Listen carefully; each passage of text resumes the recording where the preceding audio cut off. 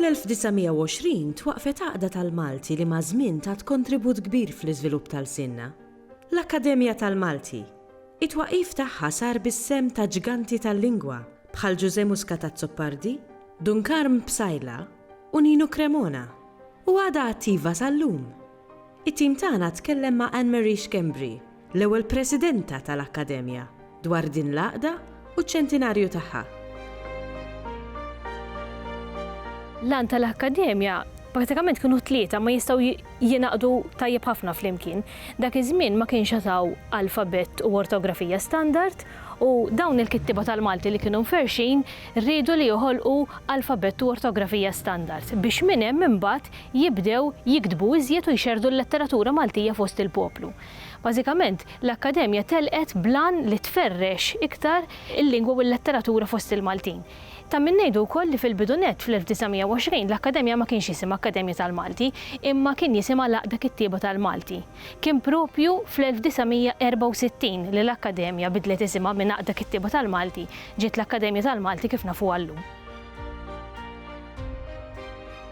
Illum l-Akkademja għalkemm mhijiex l-entità li tagħmel il-liġijiet jew ir-regoli fuq il-Malti għaliex dak jagħmilhom il-Kunsill Nazzjonali tal-Malti, hi taħdem mill-qrib ħafna mal-Kunsill Nazzjonali tal-Malti. Fil-fatt l-Akkademja għandha ir-rappreżentant tagħha fil-Kunsill Nazzjonali tal-Malti. Madankollu l-proġetti tal-Akkademja ikomplu fuq ħafna livelli. B'mod speċjali l-Akkademja għadha tippubblika r-rivista Il-Malti. Din ir-rivista bdiet mill-bidunet tal-Akkademja mill-1925 u għadha tiġi pubblikata llum. Bħalissa qegħdin nagħmlu nalternaw bejn il-ħarġa letterarja u l-ħarġa akademika u jkollna rispons mhux ħażin, kważi nfittex ħafna mill-membri tagħna biex jippubblikaw f'din ir-rivista. L-Akkademja tikkollabora ma' għaqdiet oħrajn fuq ħafna livelli u għal ħafna proġetti differenti biex insemmi xi wħud minnhom li għaddejjin bħalissa. Nista' nsemmi dak li qed taħdem miegħu mad-Dipartiment tal-Malti fl-Università fejn qegħdin nintervistaw kittieba tal-Malti ta' snin 60 dan biex il-qudiem ikunu wkoll aċċessibbli mill-istazzjon tal-Akkademja fuq il-YouTube. L-Akkademja qiegħda taħdem ukoll bħalissa fi proġett li kien fih ħsieb il-President ta' Malta fir-rigward tal-lingwa u l-letteratura Maltija u għadha taħdem ma' għaqdiet oħrajn bħal l-Għaqda tal-Malti tal-Università, l-Għaqda Qarrija tal-Provi, id-Dipartiment tal-Malti mill-Università u anke l-Kunsill Nazzjonali tal-Malti.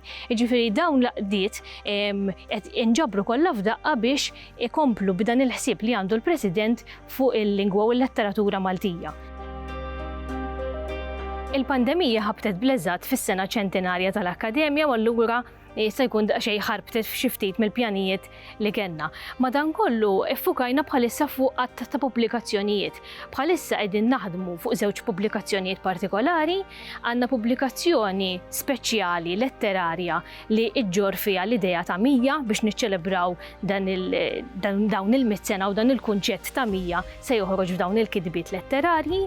U se niġbru wkoll l-istorja tal-Akkademja, il-ħidma tal-Akkademja matul is-snin fejn waslet l-Akkademja s'issa anki l-isfidi li qed taffaċċja l-Akkademja u l-Malti fil-futur. Allura dawn iż-żewġ pubblikazzjonijiet huma l-qalbna ħafna x'ħajimmarkaw din is-sena partikolari. Għandna wkoll kollaborazzjoni ma' Heritage Malta fejn qegħdin intellaw wirja dwar l-istorja tal-lingwa Maltija. Għalissa l-wirja se tkun online imma il-qoddim se tkun ukoll miftuħa għal pubbliku.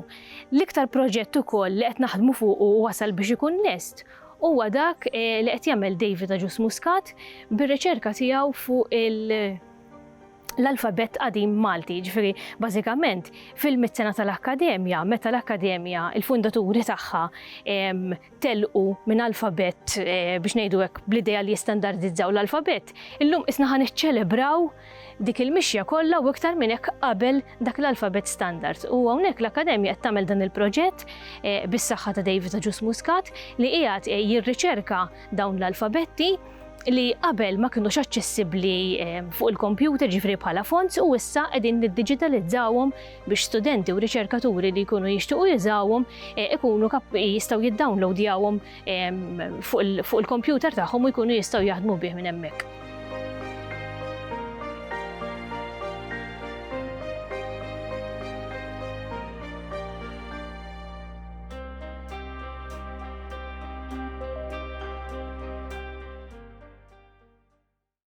Il-Sinna jixtieq jirringrazzja lill-Kunsill Nazzjonali tal-Ilsien Malti, lid-Dipartiment tal-Malti fil-Fakultà tal-Arti l-Università, lill-Ministeru għall-Edukazzjoni u x-Xogħol u lill-Aġenzija Nazzjonali tal-Litteriżmu.